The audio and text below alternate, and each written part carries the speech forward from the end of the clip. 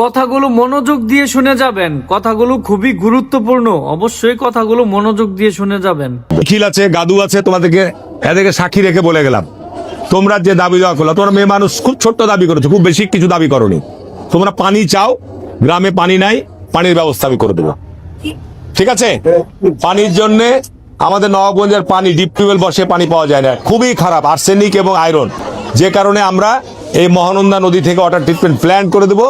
পরে আমি তোমাদের গোটা পৌরসভায়, শুধু এই ওয়ার্ডে না, গোটা পৌরসভায় পানি খুব দ্রুততম সময়ের মধ্যে আল্লাহর মধ্যে আশা করছি যে আগামী বছর কাজ আমি শুরু করবো। আগামী বছর না হলো আগামী পরের বছরে গোটা পৌরসভায় পানি সরবরাহ ব্যবস্থা আমি উন্নত করে দেবো।